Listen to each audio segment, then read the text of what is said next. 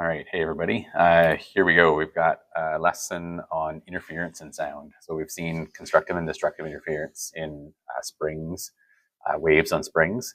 And so now we're going to start to see and hear really that with sound. So let's go for it. We're going to look at tuning forks. We're going to look at sound from speakers. We're going to talk about active noise reduction. Lots of neat little surprising demos in this one. Things that you just wouldn't have known about, I think, at all from everyday life. But we can explain all of it. So before we get started, we have to think about how a tuning fork makes sound. So really a tuning fork makes sound by pushing out and then pulling in, and it's making like compressions and rarefactions, standing, longitudinal waves in the air. So this video here, I think it's ready to go in, was ready-ish to go. Nope. Oh, sorry. I'll just click on the link because I don't think that one's actually open. Here we go. I could probably mute it a little bit here, play it again, but you'll see the ends of the tuning fork going in and out, in and out, in and out there. Okay, so when they go in, it's creating a compression and a rarefaction outside, compression inside, rarefaction outside, and then the opposite, of course, when it pushes out and so on. Okay, so that's how they work. There's been some TikTok, whatever, videos lately of tuning forks by a lake and showing the weird wave patterns in it. Not sure about how truthful those ones are, to be honest, but this is the basic vibration pattern. Rather than having a whole bunch of waves set up like this, which would be what you'd call clang mode. It's a different harmonic of vibration. This is the fundamental vibration going the way tuning forks are supposed to really work. So that is how tuning fork works. That's kind of essential to understand to know what's going on here.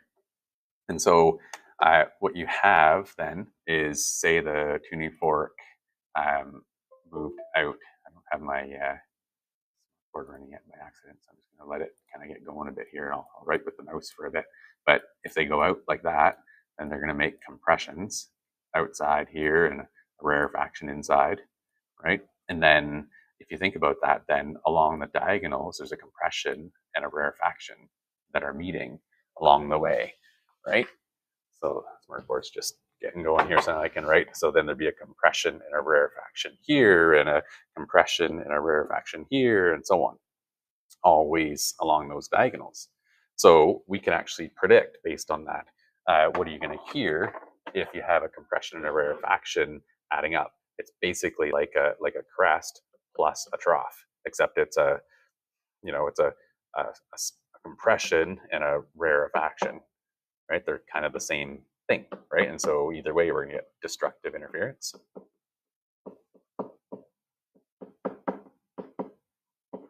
So what are we going to hear if we are experiencing destructive interference? There's going to be no sound. Almost like a spoiler alert for this one, but otherwise we wouldn't be able to explain why we're hearing what we're hearing. And so explaining that, and then understanding why, and then hearing it for ourselves, which is the video that was available or ready to go here.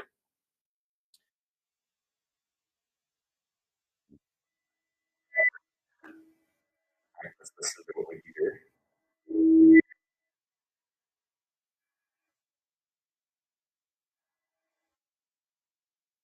See, on the diagonals, it goes super quiet, silent, basically.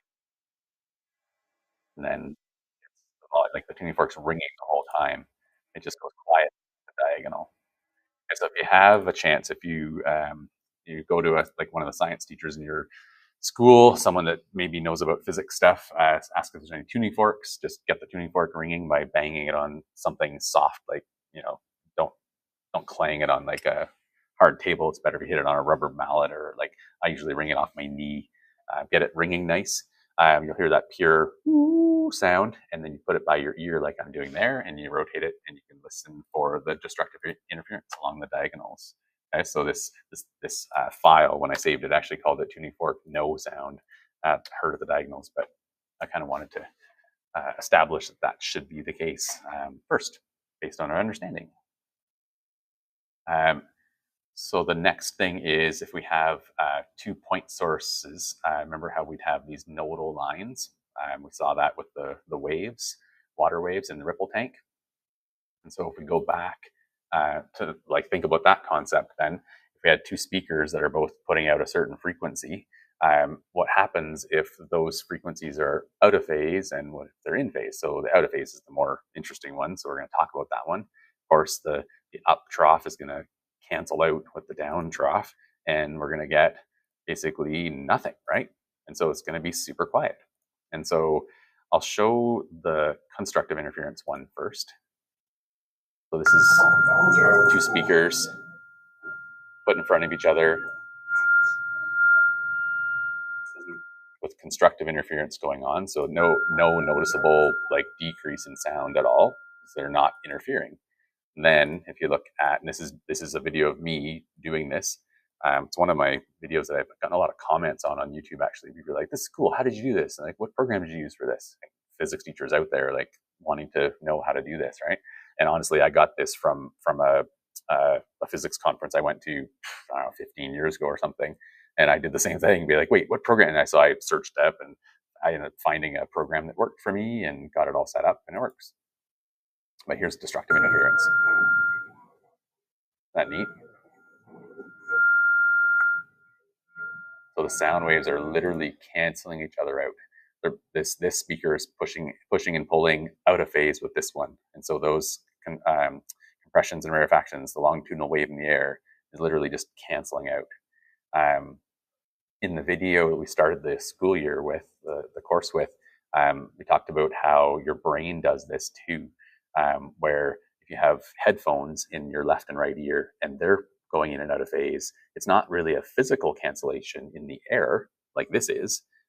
Instead, it's your brain actually canceling it out, which I find fascinating. I didn't realize that was the case. That's something new I learned this year, is that destructive interference happens in your brain also, even if it didn't have a chance to happen. Like I just assumed that this is literally physically canceling out, and so there's no energy getting to your ear, right? But if you had this is an earbud, you're in here. I'm going to try that actually sometime. I'm going to hook my program up to earbuds and put it in and hear destructive interference inside my head rather than in the air. It's just crazy that happens. But yeah, it certainly happens in air. That makes sense to me. But the one in your brain just is odd. So the next type that's more like this kind of nodal line pattern actually happens too. If you have two speakers that are pumping out a certain frequency, you'll get nodal lines in two-dimensional pattern if you think of it. But walking around in a room, so really three-dimensional, really. And I think you'll see when I have a demonstration. This one I'm going to show too. Before I get to the demonstration, though, let's just be clear here. We've got a speaker pumping out sound waves, right? Two speakers pumping out sound waves.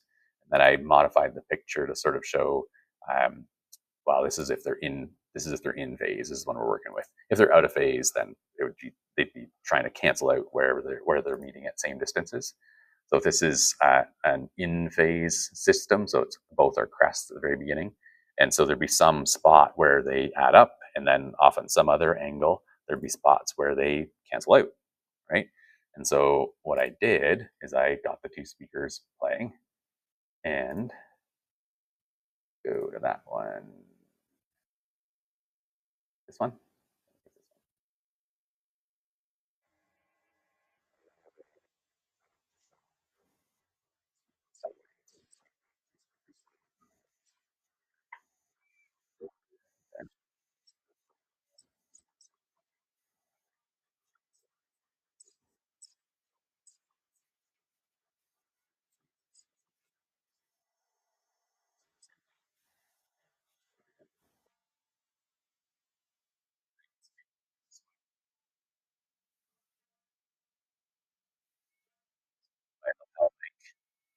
Near the speaker so you can hear what they're doing. One's a little bit.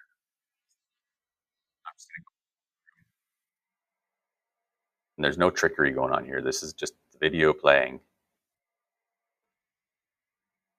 There's spots where there's sound. I'm moving forwards and backwards as well. So when I'm closer here, oh, there's a little spot there. There was constructive. I'll spot there where there's constructive, right? Constructive interference, destructive interference.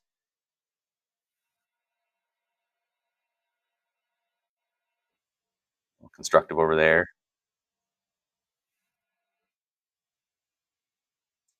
And it's interesting that the microphone's even more sensitive to it than the human ear, and I don't know if that's because um, of maybe the mechanics of how it works, or maybe it's because it's one point source. It's like looking at a tiny little point source where the ear funnels in sound from larger areas. Plus, you have the two ears channeling information to your brain.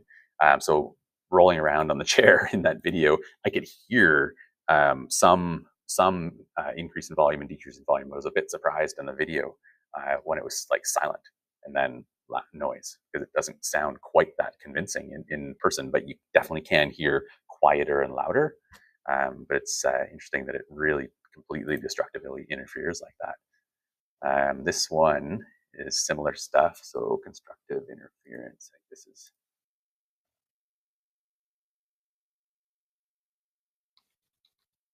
have this one ready to go here. It's hard to have so many videos ready to go. Guy with a destructive interference. I'm going to just pause the video for a sec here so I can find that. All right, here we go. I've got the video going somewhere here. Oh my gosh, there we go. All right. Anything is going on? Wave experiment, wave interference experiment. We will be playing a tone at 440 hertz from onlineToneGenerator.com. There are two speakers, one over here and one over there. In between them, I have marked areas of constructive interference with C's. So you just have a linear standing wave at this point. So you can hear moves the microphone along.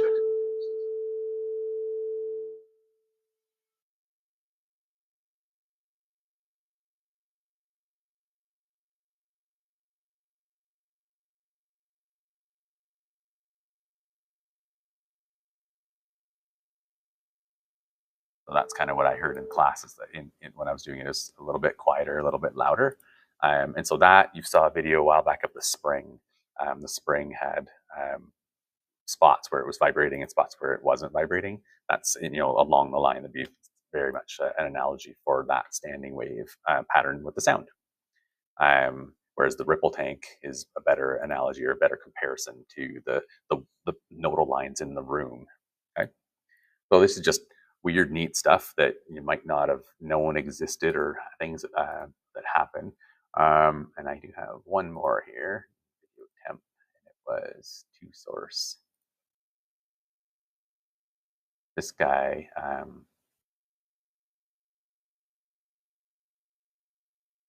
my download still. Multiple things going on here. All right. So this person talks about perhaps the wave patterns. That's a nice little review for us. So I'm going to show it. Might get a picture of the sound waves that looks like this as they spread out and spread out. Now, perhaps. And then he goes ahead to show another one. And so this is nice because remember I showed you the circles and it was like you get the same kind of effect. So he's using that for this with like cellophane or overheads. And then he shows a little person here. Must be an American here. Just teasing. And we can look at this both with that sound wave. So the sound waves you'd hear, and so he has a microwave generator and a sensor, and he passes it through two slits. So these act like the two sources.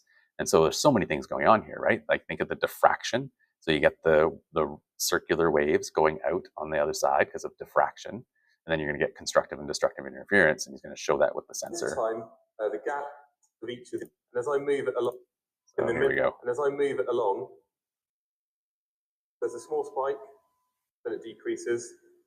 In the middle, there's a maximum, decreases, and again, we have a series. So that's probably a lot more precise than the speakers, because you can't really rely on speakers to produce sound like 100% accurately.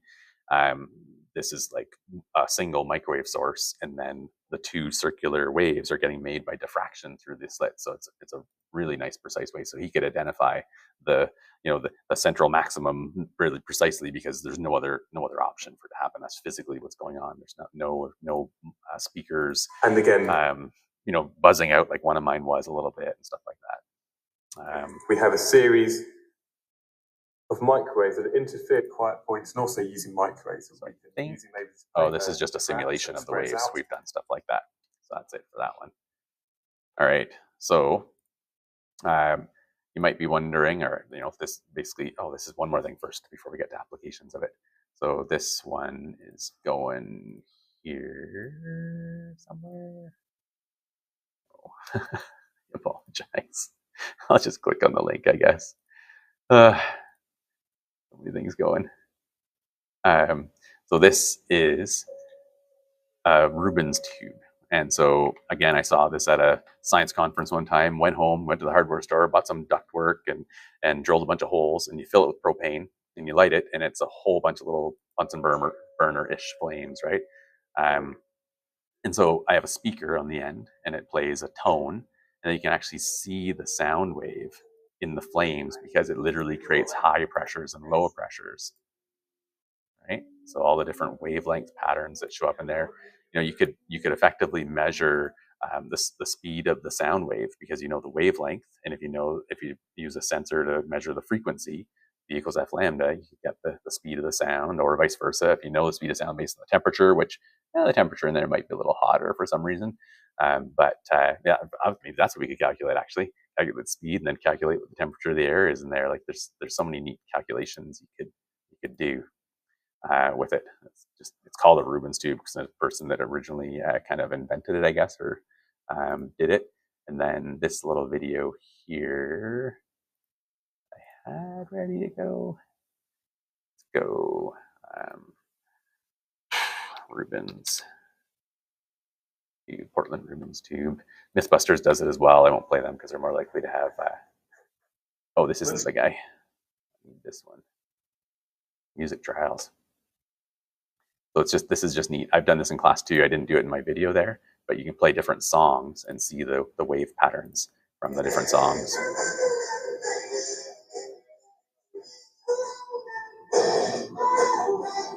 So you see like some of the notes that the singer holds really makes a very noticeable wave pattern. And then they go on to like different type of music.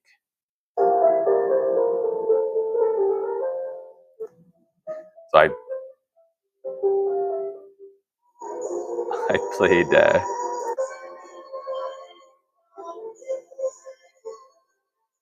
so the opera singer, it's nice to have a nice opera singer note there and then see the standing wave pattern that's created. I played Mariah Carey, the Christmas song. The memes are coming out soon, I'm sure, about how she's defrosting right as we speak. But it was neat because some of the notes that she held, and so there just happened to be a student in the room that likes that song a lot, and so I knew he would have it on his phone, and so Evan played Mariah Carey's "All I Want for Christmas" or whatever is you on my Rubens tube. It was good. So now applications of this. Right? You might have heard about this kind of stuff. They have active noise reduction systems in vehicles. So this 2016, I'll just type in and it'll come up quick here. Videos 2016. There was a commercial by Chevrolet that those microphones that hear engine noise, then counter it with the sound canceling frequency, which helps make the cabin so quiet you don't miss a thing. Good night, kiddo. So they're advertising the active noise reduction in their trucks, and then so basically there's little speakers or little microphones there that sense what sounds are coming, and then the system produces the opposite sound. And so think about having road noise. I had it. This one I pull this in, and then you produce the opposite sound, right? Like that, I guess, right? And then it cancels out to very quiet. Pretty cool, and it works. iPhone claims that they do this as well. They have supposedly noise canceling microphones and whatnot. I haven't really heard that working that well. But if you're keeping track, we have constructive and destructive interference with sprayings and water waves, and with sound too. So again, more very obvious evidence that sound waves are mechanical waves, and they're longitudinal waves, and they have wave properties like galore, right, all over the place. A neat thing that I'm not going to talk about too much, but in a program, this is called I forget what it's called, Audacity maybe. You can take a song and you can actually invert the song and play both at once, and it actually creates karaoke tracks because the vocal tracks are the vocal tracks have like basically the same on the left and right channels, right? And so if you invert them and play them together, they cancel out. Everything else tends to be stereo, but the vocal doesn't tend to be stereo. Isn't stereo in tracks, so you can get them to cancel out. So you can make those little steps there if you want to make karaoke tracks. There's apps that do it well now as well, but of course, but this is maybe before the apps were out there. So $1 million idea I could have capitalized on, I suppose, if I knew how to make an app. Right, make an app that would just do this and sell it on iTunes or whatever. And I mentioned this before, but I'm just going to come back to it a bit. Watch the link there if you can. This is a tiny little tuning fork inside of a battery-powered watch, and so this little crystal is piezoelectric. Voltage goes on it, makes it vibrate at frequencies, right? And so the frequency it vibrates at depends on the length of the tines on the tuning fork. And so they can very carefully shave the tuning fork down and tune it to vibrate at this very specific frequency, 32,768. If you watch the video, it talks about why that frequency. But basically, it's a large multiple of an exponential growth of 2 to the power of, and so it goes all the way down. You can use electronics called flip-flops or on-off switches to reduce that high frequency down to a very, very precise second by second count. So worthwhile watch. I would recommend it. It's kind of neat. Just put it on 1.5 speed or something like that, so it moves along at a pace you might be able to pay attention to. So that's it for me. Speaking of paying attention to things, this is the work to do with it. And if you have any questions, as always, let me know. All right. So here we go. Thanks for watching.